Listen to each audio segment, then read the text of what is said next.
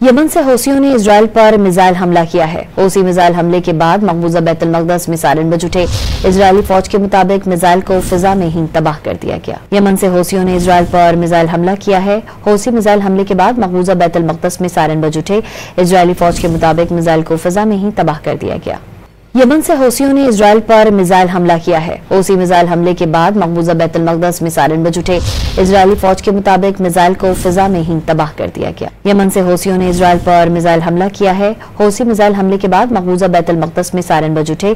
Israeli फौज के मुताबिक मिसाइल को फिजा में ही तबाह कर दिया गया। यमन से हौसियों ने इजराइल पर मिसाइल हमला किया है। हौसी मिसाइल हमले के बाद मकबूजा बैतुल मक़दस में सायरन बज उठे। इजरायली फौज के मुताबिक मिसाइल को फिजा में ही तबाह कर दिया गया।